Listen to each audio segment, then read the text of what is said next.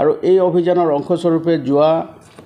নিশা এটা আমাৰ বিশেষ অভিযান চলিছিলে আৰু এই অভিযানটো কাটিগড়া আৰু চালচাপৰা অঞ্চলত এই অভিযান চলিছিলে আৰু এই অভিযান কালত আমি 50টা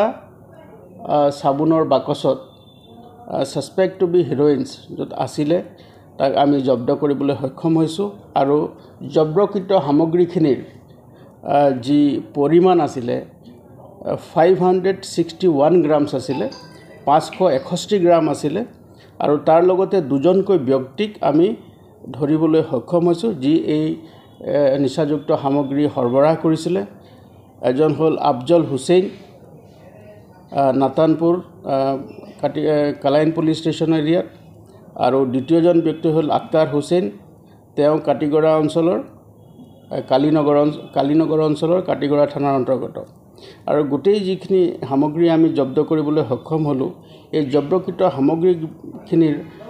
চোৰাং বজাৰত ইয়াত বজাৰ মূল্য হ'ব প্ৰায় 3 কোটি টকা আৰু ইয়াৰ লগতে আমি এটা মাৰুতি অল্টো গাড়ী তাৰ ৰেজিষ্টাৰ নাম্বাৰ হ'ল AS11Y 9242 এই জব্দকৃত এই গাড়ীখনৰ জৰিয়তে তেওঁলোকে ইয়াক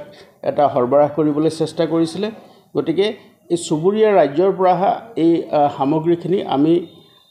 ধৰিবলৈ সক্ষম হ'লোঁ জব্দ কৰিবলৈ সক্ষম হ'লোঁ আৰু ইয়াৰ লগত আৰু সম্পৰ্কিত যিসকল ব্যক্তি আছে তেওঁলোকক আমি আইনৰ আওতাত আনি কঠোৰতম শাস্তি যাতে দিব পাৰোঁ তাৰ কাৰণে আমি ব্যৱস্থা গ্ৰহণ কৰিছোঁ আৰু তাৰ লগতে আজি পুৱতি নিশাৰ পৰা আমি আৰু এটা অভিযান চলিছিলে এই অভিযান চলিছিলে আমাৰ কালাইন থানাৰ অন্তৰ্গত দীঘলখাল যিটো আমাৰ টোল গেট আছে সেই টোল গেট অঞ্চলত এই অভিযান চলিছিলে আৰু অভিযান কালত আমি এটা গোপন সূত্ৰৰ পম খেদি আমি এখন গাড়ী 409 এখন ট্ৰাক আমি ইণ্টাৰচেপ্ট কৰোঁ ট্ৰাকখনৰ নাম্বাৰ হৈছে AS26C 9733 এই গাড়ীখন মণিপুৰৰ চুৰাচান্দপুৰৰ পৰা আহি আছিলে আৰু সেই ট্ৰাকখন যেতিয়া আমি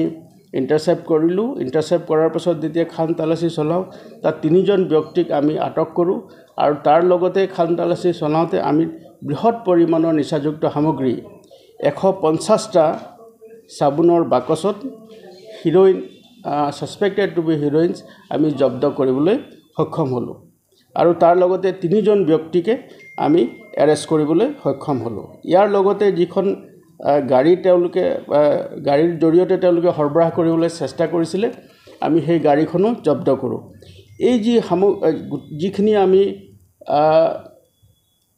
এই যি নিচাযুক্ত সামগ্ৰী আমি জব্দ কৰিলোঁ এই নিচাযুক্ত সামগ্ৰীখিনিৰ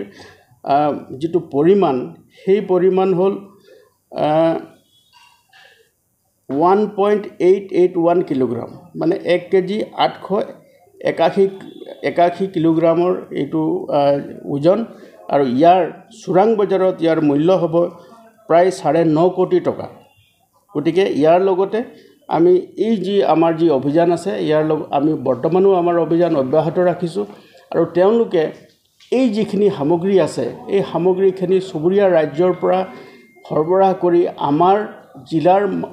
জৰিয়তে তেওঁলোকে অন্য চুবুৰীয়া ৰাজ্যলৈ লৈ যোৱাৰ পৰিকল্পনা আছিলে বুলি আমি প্ৰাৰম্ভিক তথ্যত গম পাইছোঁ গতিকে ইয়াৰ লগত সম্পৰ্কিত থকা যিসকল ব্যক্তি আৰু আছে য'ত বহিৰাজ্যতো তেওঁলোকে আছে বা আমাৰ ইয়াত লোকেল এজেণ্ট কি আছে তাকো আমি বিচাৰি আছোঁ আৰু আমি শীঘ্ৰেই তেওঁলোকক আমি আশা কৰিছোঁ যে তেওঁলোকক আমি এৰেষ্ট কৰিবলৈ সক্ষম হ'ম আৰু গোটেই ঘটনাটোৰ লগত জড়িত আৰু কিছুমান